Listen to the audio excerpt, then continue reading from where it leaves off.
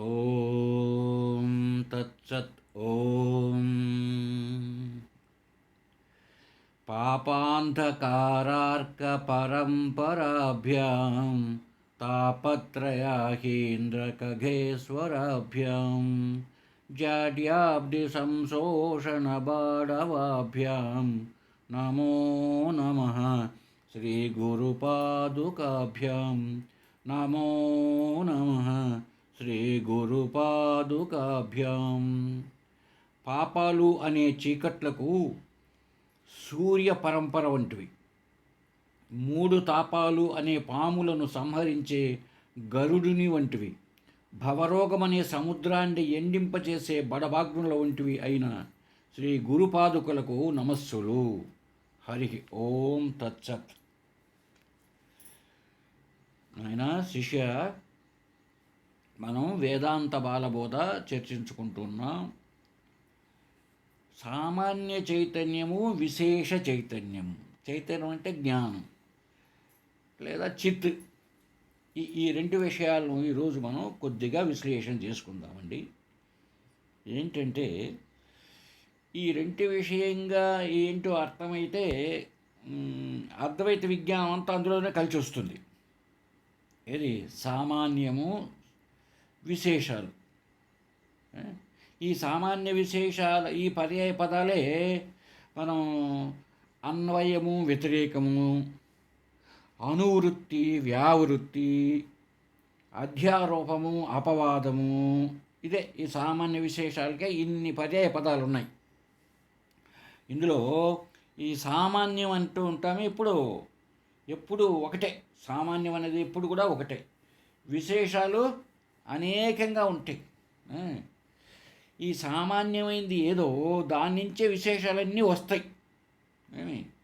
అయితే ఆ విశేషాల నుంచి సామాన్యం అన్నది రాదు. ఈ విశేషాలన్నింటినీ సమానంగా వ్యాపిస్తూ ఉంటుంది సామాన్యం. అందుకే దాన్ని సామాన్యం అన్నారు. ఎన్ని విశేషాలు ఉండినా అదంతా కూడా సామాన్యం ఏదో అది వ్యాపించే ఉంటుంది. మరి ఈ విశేషాలు ఉన్నాయే, ఒకదాన్ని ఇంకొకటి కానీ సామాన్యాన్ని వ్యాపించలేవు. అసలు సామాన్యం అనేది ఒకటి లేకపోతే విశేషాలు ఉంటాయా? ఉండవు. ఈ విషయాన్ని మనం తీసుకుంటే విశేషాలు లేకుండా సామాన్యం ఉంటుంది. మళ్ళీ ఒకసారి మనం ఒక ఎగ్జాంపుల్గా తీసుకుంటే, నగలు లేకున్నా బంగారు ఉంటుంది. బంగారు ఉంటేనే బంగారు నగలు ఉంటాయి కదా. బంగారు అన్నది అన్నిట్లో వ్యాపించి ఉన్నది. ముక్కుబొడకలో, వడ్డాణంలో, కమ్మలలో, గాజుల్లో అన్నిట్లో వ్యాపించి ఉంది కనుక బంగారు సామాన్యము. ఈ కమ్మలు, ముక్కుబొడక, గాజులు, నెక్లెస్ ఇవంతా కూడా బంగారు మీద ఆరోపించబడినటువంటి విశేషాలు. ముక్కుబొడక కమ్మ కాదు, కమ్మ వడ్డాణం కాదు, వడ్డాణం గాజులు కాదు, వ్యాపించలేదు. చూడండి, బంగారు అయితే అన్నిట్లోనూ వ్యాపించి ఉంది. సరే, ఈ విషయాన్ని ఇంకా కొనసాగించి అర్థం చేసుకుందాం. నిజానికి ఏదైతే మనం సామాన్యం అంటున్నామో ఆ సామాన్యం యొక్క ఎగ్జిస్టెన్సే అంటే ఉనికే విశేషాలది. విశేషాలంటూ నిజంగా ఏం లేదు. ఉన్న సామాన్యమే కొంత ఆకారము అంటే ఒక రూపము, ఒక నామాన్ని పొందితే విశేషాలుగా కనబడుతూ ఉంటుంది. ఉన్న సామాన్యమే విశేషాలంటే మనం అనుకున్నట్టు అడ్జెక్టివ్స్ కొన్ని లక్షణాలతో చెప్పినప్పుడు అవి విశేషాలుగా కనపడుతూ ఉంటాయి. ఉన్న సామాన్యమే. అందువల్ల ఈ సామాన్యానికి ఎటువంటి అస్తిత్వం ఉన్నదో అదే అస్తిత్వం, ఆ ఉనికి విశేషాలకు ఉంది. అంతేగాని విశేషాలకంటూ మళ్ళీ సపరేట్ కాదు. సామాన్యముదే విశేషాల యొక్క ఉనికి కూడా. అంటే అప్పటికి ఏమని అర్థం? నిజానికి ఉన్నదేదో సామాన్యమే. విశేషాలు వాస్తవంలో లేనే లేవు. సామాన్యంగా ఉన్నదేదో, అంతటా వ్యాపించి ఉన్నదేదో అదే అందరి యొక్క స్వరూపం. అదే విశేషాలు దాని ఆభాస. అదే అలాగా కనిపిస్తుంది. దాని ఆభాస, సామాన్యం యొక్క ఆభాస. ఇది సామాన్యమే ఇప్పుడు కూడా స్వరూపం. అదే ఆభాసగా కనిపిస్తూ ఉంటుంది. ఎప్పుడైతే స్వరూపం ఉన్నామో దానికి నాశం లేదు. విశేషాలైతే ఎప్పటికైనా నశిస్తాయి. చూడండి మళ్ళీ ఒకసారి, నెక్లెస్ అయితే ఇరిగిపోతుంది, గాజులు ఇరిగిపోతాయి, కమ్మలు ఇరిగిపోతాయి, నశిస్తాయి. బంగారు నశించదు. ఎందుకు? సామాన్యంగా ఉంది కనుక, అంతటా వ్యాపించి అన్నిట్లోనూ ఉంది కనుక. కాబట్టి ఇప్పుడు ఈ సామాన్యాన్ని విశేషాలలో గుర్తించడమే, దీన్నే ప్రత్యభిజ్ఞ అంటారు. మనం గుర్తుకు తెచ్చుకోవడమే.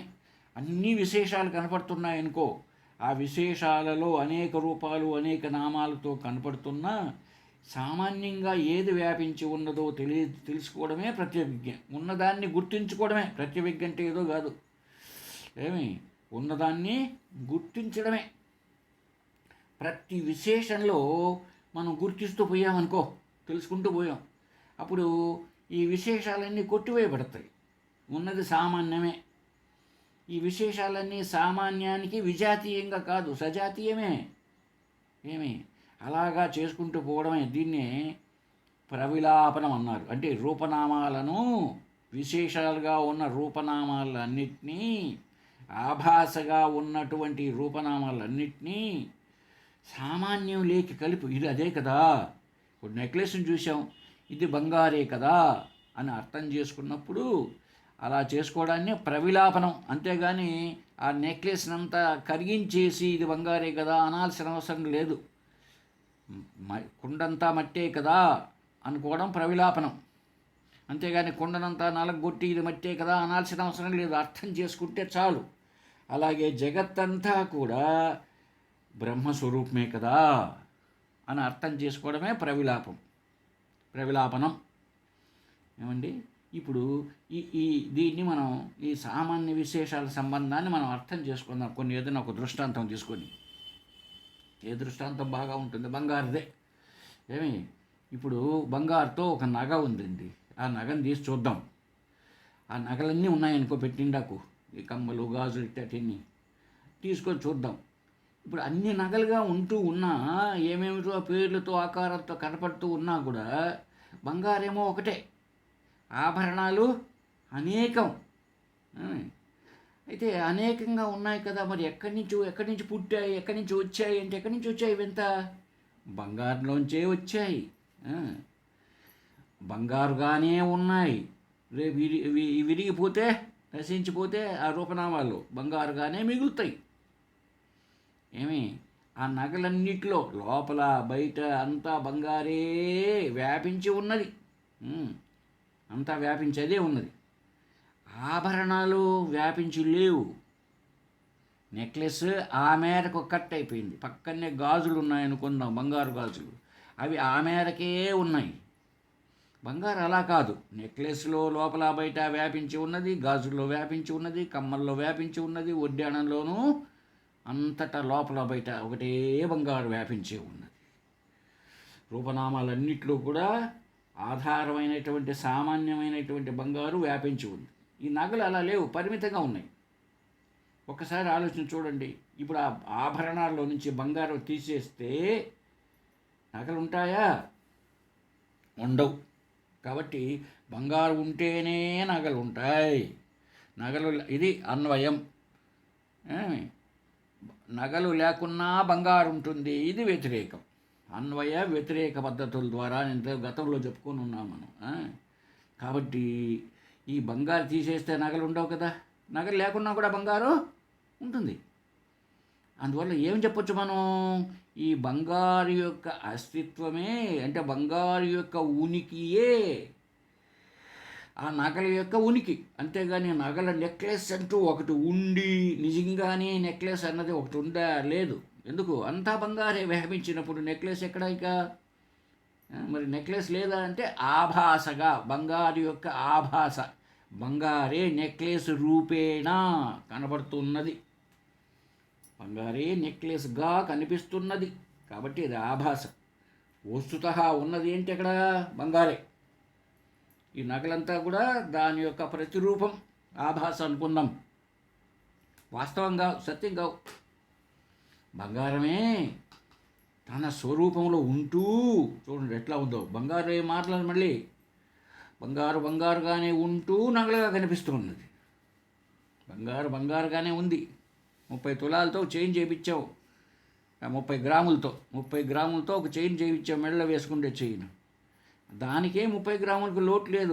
బంగారుగానే ఉంటూ చైన్ ఆకారంతో కనిపిస్తున్నది రూపనామాలతో. అది చైనుగా ఒక రూపము, ఒక ఆకారము, ఈ రెండు రూపనామాలతో వచ్చేసింది. కాబట్టి రూపనామాలు సత్యం కావు, బంగారమే సత్యం. అందువల్ల రూపనామాలు నశిస్తాయి, బంగారు నశించదు. ఎందుకు? సామాన్యం కాబట్టి. ఈ సొమ్ములన్నీ ఉన్నాయి నగలు, ఇవి మనం కరిగించేసామనుకో లేకుండా పోతాయి. ఎందుకని? ఉన్నదంతా సొమ్ములన్నింటిలో బంగారాన్నే కాబట్టి అది బంగారు దాని యొక్క నిజ స్వరూపం, రూపనామాలు పోతాయి. కాబట్టి ఇప్పుడు అన్ని నగల్లోనూ మనం బంగారాన్ని గుర్తిస్తామనుకోండి, ఇది బంగారే కదా అని. దీన్నే ప్రత్యభిజ్ఞ అంటారండి. అలా గుర్తించడమే.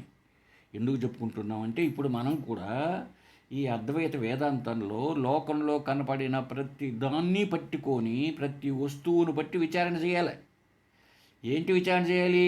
అందులో ఇప్పుడు ఇక్కడ పుస్తకం ఉందనుకోండి, ఈ పుస్తకంలో సామాన్య స్వరూపం ఏది, విశేషం ఏమిటి? సామాన్యం ఏమిటి, విశేషం ఏమిటి? సామాన్యం అంతటా వ్యాపించి ఉంది. ఇక్కడ పేనా ఉంది, అక్కడ పుస్తకం ఉంది, అక్కడ టేబుల్ ఉంది అనుకోండి. ఈ మూడిట్లో వ్యాపించి ఏది ఉన్నది? సామాన్యముగా అస్తి భాతి ప్రియం, సత్ చిత్ ఆనందం. ఎక్కడుంది? పుస్తకంలో ఉంది, పేనాలో ఉంది, టేబుల్లో ఉంది, చాపలోనూ ఉంది. ఎట్లాగా? పుస్తకము ఉన్నది, ఉండుట ఏమండి? ఉనికి, సత్. పుస్తకం తెలియబడుతున్నది, తెలియబడుట జ్ఞానం. ఆనందాన్ని ఇస్తున్నది, ప్రియంగా ఉంది నాకు, కాబట్టి అస్థిభాతి ప్రియం, సత్ చితానందం. ఇప్పుడు సపోజ్ నెక్స్ట్ పేనా ఉన్నది, తెలియబడుతున్నది, ప్రియంగా ఉన్నది. అయితే ఇవి అన్నిట్లో ఉంది. టేబుల్ ఉన్నది, టేబుల్ తెలియబడుతుంది, టేబుల్ ప్రియంగా ఉన్నది, అన్నిట్లో సమానముగా వ్యాపించి ఉన్నది. కనుక అది సామాన్యం. మరి విశేషాలు ఏమిటి? ఇద్దుగో పుస్తకము, పేన, టేబులు, చాప అంటున్నామే, ఇవి విశేషాలు. సామాన్యం మీదనే ఇవి కల్పించబడి ఉన్నాయి. కనుక ఇవి నశించుతాయి. ఎందుకు? విశేషాలుగా కనిపిస్తున్నాయి కాబట్టి. విశేషాలు కంటే ఏంటి? రూపనామాలుగా కనిపిస్తున్నాయి. రూపనామాలు లేనప్పుడు కేవల ఆత్మ, కేవల బ్రహ్మగా మాత్రం అంతటా వ్యాపించే ఉన్నాయి. అన్ని వస్తువుల్లోనూ జగత్తంతా ఏదేది నువ్వు చెబుతావో అంతటా ఉంది. అదే ఉంది సామాన్య రూపంతో. ఇలాగా మనం గుర్తిస్తూ పోతే ఇది ప్రత్యభిజ్ఞ. ఒక్కసారి రూపనామాల దృష్టి పెట్టకుండా బ్రహ్మ దృష్టితో చూడు. నువ్వు బ్రహ్మ దృష్టితో చూస్తే అంతా పరబ్రహ్మయే. బ్రహ్మ దృష్టితో చూడు. నీ దృష్టి బ్రహ్మమయం కృత్వా పశ్యేద్ బ్రహ్మమయం జగత్. నువ్వు నీ చూపును బ్రహ్మ రూపంతో మార్చేసుకుంటే అంతా జగత్తంతా బ్రహ్మమే. అందుకే విష్ణు సహస్రనామాల్లో మొట్టమొదటి పేరు, విష్ణు యొక్క పేరు విశ్వం. చూడండి, ప్రపంచమే అంట ఆయన పేరు. కాబట్టి అంతా సొమ్ములంతా కూడా బంగారే, అంతా బంగారే. ఇక దాన్ని గుర్తించాలి మనం బంగారుగా. ఇలా గుర్తిస్తూ పోయామనుకోండి, ఇప్పుడు నగలుగా కనిపించవు. ఏంగా కనిపిస్తుంది? బంగారుగా కనిపిస్తుంది. దీన్నే ఏమని చెప్పుకున్నాం, ఇంతకుముందే అనుకున్నాం, ప్రవిలాపనం. అంటే నగలన్నిటినీ కరిగించేసి మన మనసులో, బయట కరిగించడం కాదు, మనసులో ఆ రూపనామాలు చూడకుండా ఆ రూపనామాలన్నింటినీ, విశేషాలన్నింటినీ సామాన్యముగా గుర్తించడమే ప్రత్యభిజ్ఞ. గుర్తింపు. అంతా బంగారే కనపడుతుంది. అలాగే ఈ ఆత్మ అనాత్మలు ఉన్నాయి కదండి, రెండు. ఆత్మ ఒకటి, అనాత్మలు అనేకంగా. వీటన్నిటిని అనాత్మగా కనిపించే రూపనామాలతో కనిపించే ఈ ప్రపంచంలోని విషయ వస్తువులన్నింటినీ ఆ రూపనామాలు తొలగించి చూడడమే ప్రత్యభిజ్ఞ. తొలగించి చూసిన తర్వాత ఏం చేయాలి మనం? ఇది అదే కదా, ఈ అనాత్మ కూడా ఆత్మే కదా, ఈ నెక్లెస్ బంగారే కదా, ఈ గాజులు బంగారే కదా, ఈ చెవి కమ్మలు బంగారే కదా. ఆ దృష్టితో చూడడం, జగత్తును పరమాత్మగా, పరబ్రహ్మగా చూడడం. అంటే ఏంటి? పరబ్రహ్మ లక్షణాలు ఏదో అవి వీటిలో ఉన్నాయా లేదా, ఇలాగా కలిపేసుకొని పోవడాన్ని ప్రవిలాపనం అన్నాం. ఏమి ఇది ఇంతగా మనం ఎందుకు చెప్పుకుంటున్నామంటే ఇక్కడ మనకు ఆత్మ అనాత్మ కలిసిపోయినట్టుగా ఉంది. ఏది ఆత్మో తెలీదు, ఏది అనాత్మో తెలియకుండా ఉంది. దాన్ని అర్థం చేసుకోవడానికి ఇట్లా చెప్పుకుంటున్నామా.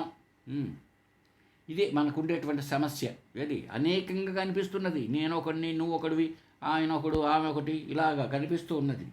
బట్ ఏంటి సత్యం ఏమిటో తెలుసుకున్నప్పుడు మన జీవిత సమస్య ఉన్నదంతా ఒకటేగా తయారైన తర్వాత ఇక సమస్య అనేది ఉండదు. రెండవది ఉంటేనే కదా ఇప్పుడు సమస్య.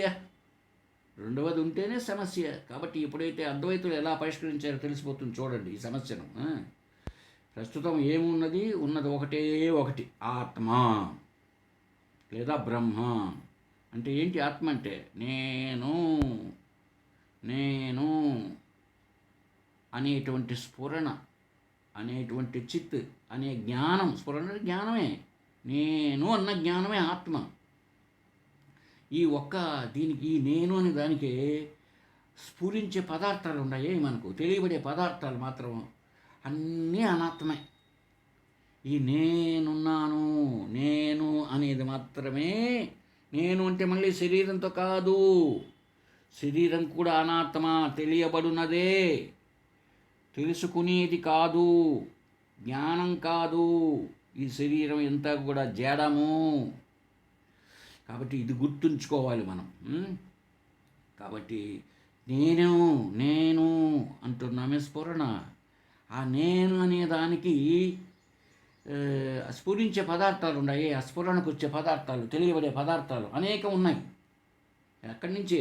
ఇక్కడ మన శరీరంలో మనసు, బుద్ధి, ఇంద్రియాల దగ్గర నుంచి బయట ఆకాశం వరకు 7, 14 లోకాల దగ్గర నుంచి అన్నీ కూడా అన్నీ తెలియబడేటివే. అప్పటికి ఎక్కడి నుంచి వచ్చినట్టు ఇవన్నీ? నేను అనబడే జ్ఞానంలోంచి వచ్చినాయి. ఉన్నది అదొకటే కదా జ్ఞానము, నేను అన్నదే. మిగిలినటన్నీ అనాత్మయే, ఆత్మ కాదు. ఎందుకు? జ్ఞానవంతం కలిగి అంతా జడమే. ఎప్పుడైతే ఈ జ్ఞానం నుంచే వచ్చాయో అప్పటికి ఈ స్ఫురణ ఉన్నదే జ్ఞానం, నేననే జ్ఞానం. దీని యొక్క ఉనికియే అంతా వ్యాపించి ఉన్నది. ఎట్లయితే బంగారు ఉదాహరణ చెప్పామే, బంగారు యొక్క ఉనికియే నగల యొక్క ఉనికి, అలాగే నేను అనేటువంటి ఆత్మ యొక్క ఉనికియే అన్నిటి ఉనికి. ఈ జ్ఞానం నేననేదే అన్నిటికీ ఇచ్చా. ఈ నేననే జ్ఞానమే అన్నిటి వైపు ప్రసరింపజేశా. కాబట్టి నా కాంతిలోని అన్నీ ప్రకాశిస్తున్నాయి. నేను అనబడే జ్ఞానంలోనే అన్నీ ప్రకాశిస్తున్నాయి. కాబట్టి ఇప్పుడు ఆత్మ సత్యము, అంతా అదే ఉన్నది. ఈ అనాత్మ అంటున్నామే, అది సత్యం కాదు. అది ఈ ఆత్మ యొక్క ఆభాస. ఇదే అలాగా కనపడుతున్నది. కాబట్టి జ్ఞానమే స్వరూపంగా ఉంటూ, అది మన స్వరూపం జ్ఞానం, చిత్. ప్రపంచంగా కూడా అదే కనపడుతున్నది. ఎప్పుడైతే ఈ జ్ఞానం అన్నామో, ఈ జ్ఞాన రూపమైనటువంటి అస్తిత్వమే ఇది ఎప్పటికీ నశించదు. సత్వచిత్తులు ఎప్పటికీ నశించదు. నశించేవి ఏంటివి? ఈ స్ఫురించే అనాత్మ పదార్థాలే. ఈ తెలియబడే పదార్థాలు నశిస్తాయి. ఎందుకు? అవి పరిమితము గనుక, ఒక ఆకారంతో కనిపిస్తున్నాయి, ఒక కాలంలో కనిపిస్తున్నాయి కనుక అవంతా నశిస్తాయి. నశించకుండా ఉండేది సత్ చిత్ అనే ఆత్మ. అందువల్ల ఏం చేయాలి మనం ఇప్పుడు సాధకులుగా? ఈ శరీరం మొదలుకొని ఆపై ఆకాశం వరకు కూడా ఎంత ప్రతి పదార్థంలో హస్తి భాతి ఉంది, తెలియబడుతున్నది. ఇదే కదా స్ఫురణ జ్ఞానం. అలాగా గుర్తిస్తూ పోదాం. సత్యచిత్తానందం ప్రతిదాన్ని ఇంతకుముందు చెప్తేనే పుస్తకము, టేబుల్, పేన, వీటిని మనం గుర్తిస్తూ రావాలి. ప్రతిదాన్ని విచారణ చేస్తూ పో. ఇలా విచారణ చేస్తూ పోయేటప్పటికీ ఏమవుతుంది? సామాన్యమైనటువంటి ఆత్మ చైతన్యం అంతటా అన్ని వస్తువులలో వ్యాపిస్తుంది, అన్వయిస్తుంది. సామాన్యం కనుక ఈ పదార్థాలు, వస్తువులు, ఈ మనుషులు వస్తువులు అంటున్నాం, ఇవి దేనిపాటికి అది ఖండం. ఇది ఈ సత్యచిత్ అఖండం, వ్యాపించిపోయింది. ప్రతి పదార్థంలో అదే ఉంది. ఎప్పుడైతే ఇలా చేస్తూ పోయామో అంతా కూడా, ప్రపంచం అంతా కూడా అంతా ఒకటే, సజాతీయమే. మళ్ళీ ఒకసారి వెనక్కి వెళ్ళి నాగల జోలికి వెళితే, నువ్వు ఎప్పుడైతే బంగారును గుర్తిస్తావో అన్నిట్లో ఉన్నది బంగారే అని తెలియబడుతుంది. కాకపోతే ఆభాసగా ఇంకో కొన్ని నగలు నీ కల్పనతో నాకు రకరకాల నగలు కనిపించవచ్చు, కానీ అది సత్యం కాదు. ఉన్నది ఒకే ఒకటి, అదే సర్వాత్మభావం. అదే అద్వైతం అంటే ఏదో కాదు. అద్వైతం అంటే ఉన్నది ఒకటే. నువ్వు చెప్పచ్చు అనేకంగా ఉన్నాయి కదా, ఏంటి ఈ అద్వైతులు ఒకటే ఒకటే ఒకటే అని మొత్తుకుంటూ ఉంటారు, రెండవది లేదంటూ ఉంటారు. కరెక్టే, రెండవది లేదు.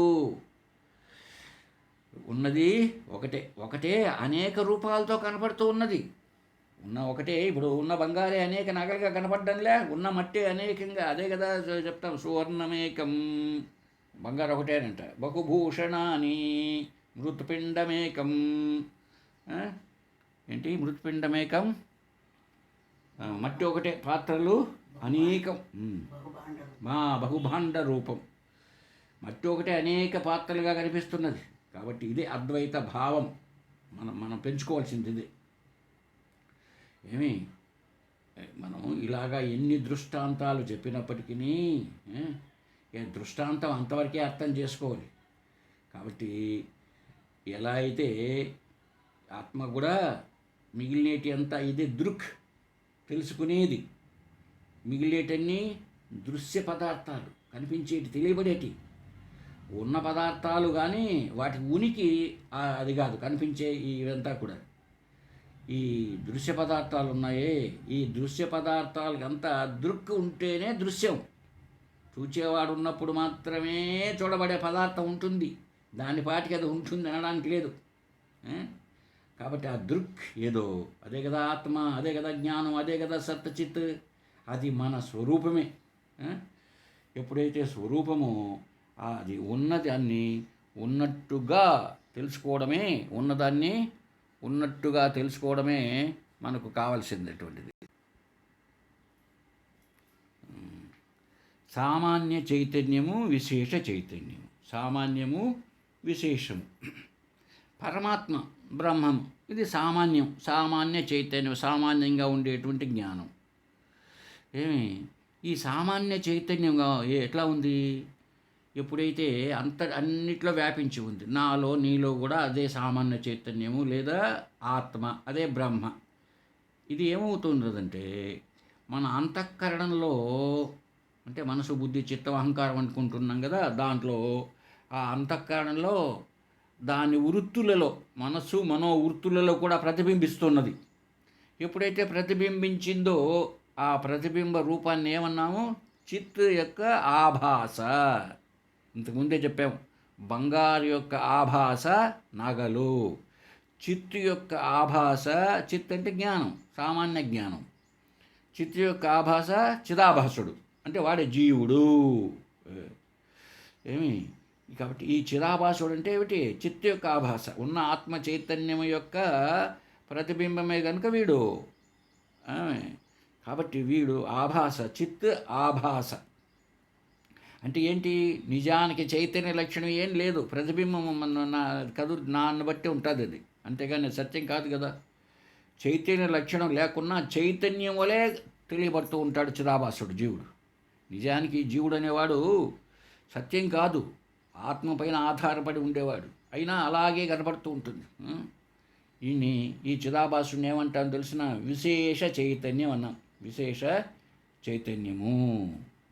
కాబట్టి విశేష చైతన్యం అంటే ఒక పరిమితమైన ప్రదేశంలో, ఒక పరిమితమైన కాలంలో గోచరించేది ఏదో అది విశేషం.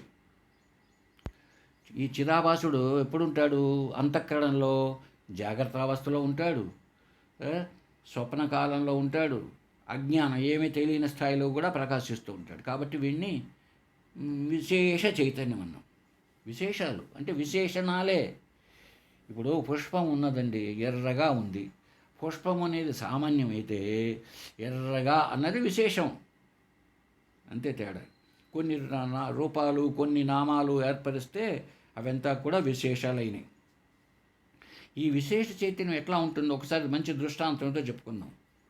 ఇప్పుడు సూర్యప్రకాశం ఉంది, ఇది అంతటా వ్యాపించే ఉంది. అయితే ఆ ఎండ యొక్క ప్రతిబింబము అంతటా వ్యాపించి ఉండడానికి వీల్లేదు.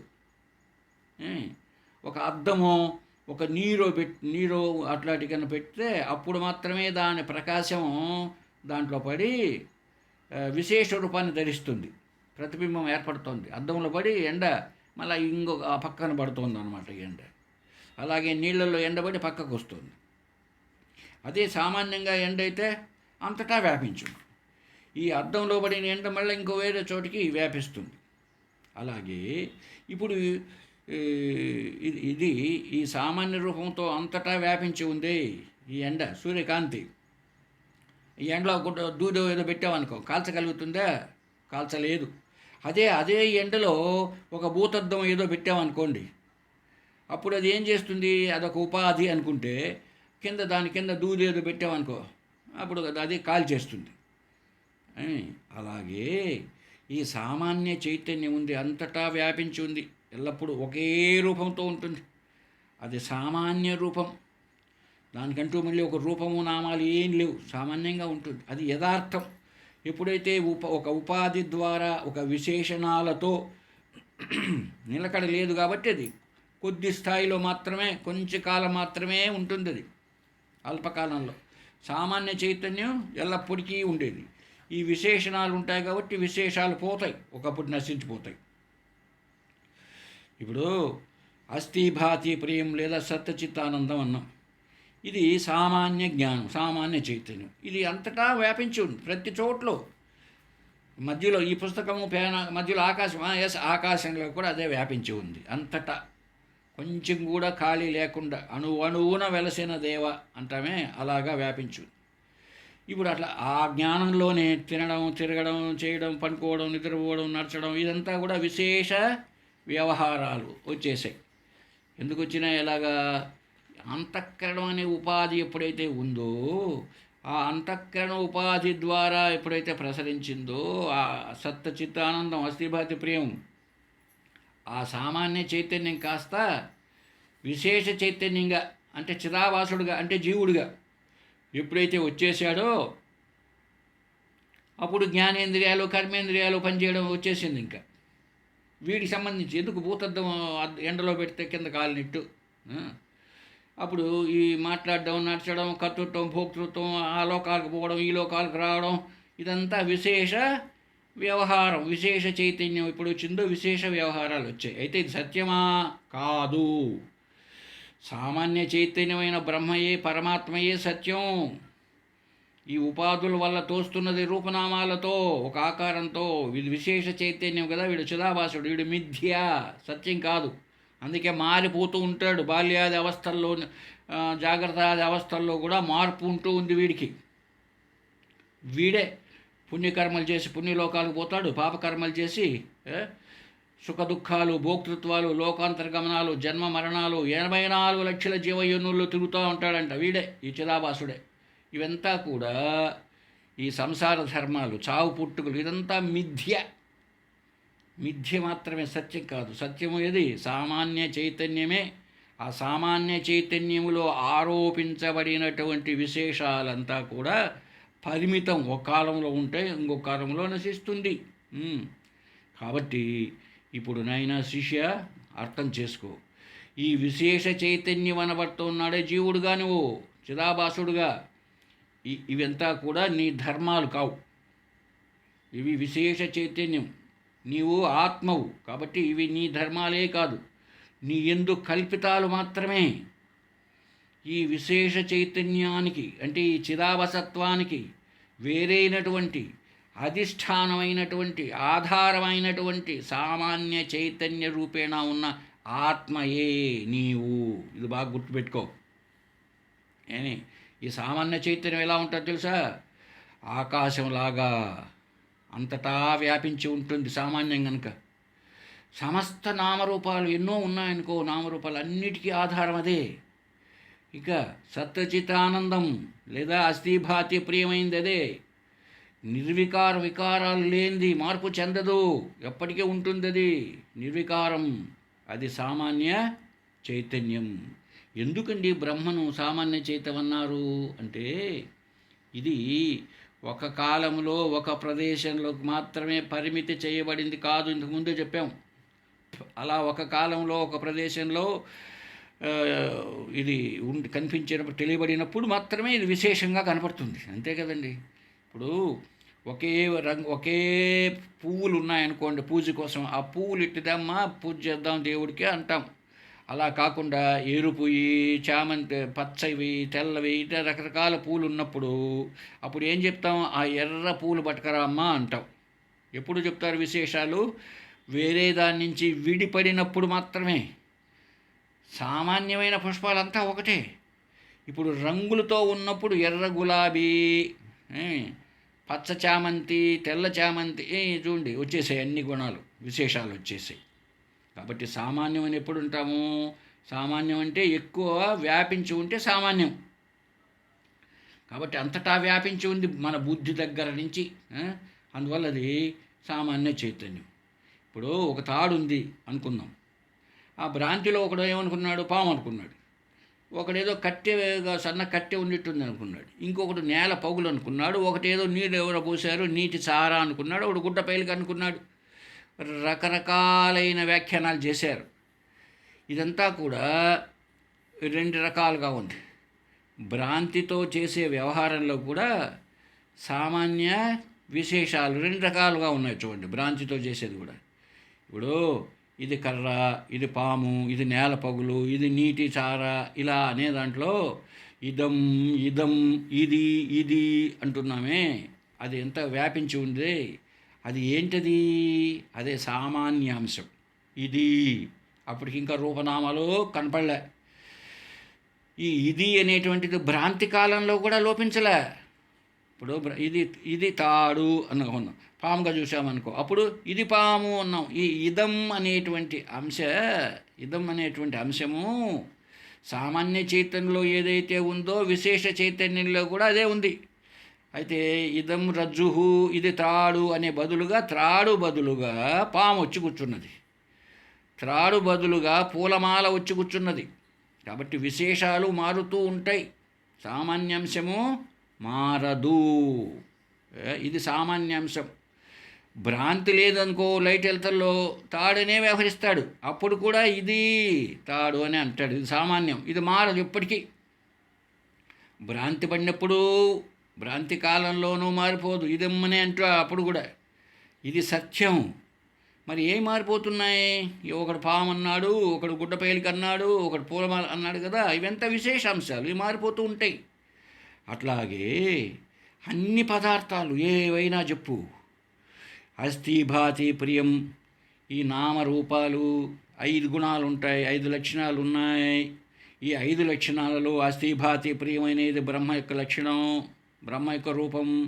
నామరూపాలు అనేటివి జగత్తు లక్షణాలు. ఇది చెప్పున్నాం చాలాసార్లు సరస్వతి రహస్య ఉపనిషత్తులోంచి.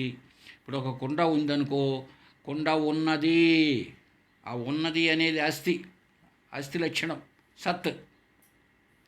కుండ తెలియవస్తూ ఉంది, ఏమి తెలియబడుతున్నది అంటే భాతి, అంటే చిత్తు లక్షణం. కుండ ఉపయోగకరం కాబట్టి నాకు ఇష్టం, ఇది ప్రియం అనేటువంటి లక్షణం, ఆనందం. కాబట్టి 3 సామాన్య లక్షణాలు. ఈ కుండ అనే 2 అక్షరాల పదం ఉన్నదే, అది ఆ వస్తువు యొక్క పేరు. కుండ ఆకారం ఉన్నదే, దాని రూపం. కాబట్టి ఈ విధంగా అన్ని భూతాలలో, అన్ని ప్రాణుల్లో, ప్రతి ఒక్క విషయ వస్తువుల్లో అన్నిట్లో కూడా ఈ 5 అంశాలు ఉన్నాయి. అస్థి భాతి ప్రియము, నామరూపాలు. ఈ నామరూపాలను పరిశీలించి చూడు ఒక్కసారి విచారణ చేసి, అక్కడ బ్రహ్మరూపము ఉంది, సామాన్యాంశము ఉంది, విశేషాంశము ఉంది. ఇప్పుడు మెడలో వేసుకుంటే నెక్లెస్ అన్నాం అనుకో, ఇప్పుడు నెక్లెస్లో బంగారు అనే అంశము ఉంది. నెక్లెస్ మెడకు వేసుకుంటుంది కాబట్టి, నెక్ అంటే మెడను తగ్గిస్తుంది కాబట్టి అది నెక్ లెస్ చేసింది, మెడను తగ్గించేసింది. ఆ లక్షణము ఉంది కదా 2. కాబట్టి ఇక్కడ ఈ అసలైనటువంటి అస్థిభాతి లక్షణాలని, అస్థిభాతి ప్రియ లక్షణాలను రూపనామాలు కప్పేస్తున్నాయి. ఇప్పుడు నేనున్నాను అన్నాం అనుకో, ఉండుట అస్థి లక్షణం. నేను తెలుసుకుంటూ ఉన్న భాతి లక్షణం. నాకు నేను ఇష్టమే, నాకు నేను ప్రియమే, మిగిలినవి నాకు ఇష్టం లేకపోవచ్చు, కానీ ఒక కాలంలో నాకు ఇష్టమే కదా, కాబట్టి ప్రియం. ఏ? ఇవి ఆత్మ లక్షణాలు 3. నాకంటూ ఒక పేరు పెట్టాడు శరీరానికి, ఒక పేరు. అలాగే ఒక రూపం, ఒక లావు పొడుగు పొట్టి, ఇదంతా కూడా ఇవి శరీర లక్షణాలు. ఈ 5 కూడా వాటి లక్షణాలే. అలాగే ప్రతి కుండలో కూడా చూడు, కుండ. అలాగే ఇక్కడ ప్రతిదానికి ఏది ఇదేనే లేదు. మట్టి, పృథ్వీ ఒక అనుకో, పృథ్వీ. ఇదంతా కూడా ఘటాది కార్యాలు ఉన్నాయి. కుండ మొదలు వాటన్నిటికి కూడా కారణం మట్టే కదా, పృథ్వీ కదా. అక్కడ కూడా పృథ్వీ ఉన్నది, పృథ్వీ తెలియబడుతున్నది, పృథ్వీ ప్రియంగా ఉంది. పృథ్వీ అనేది ఒక పేరు.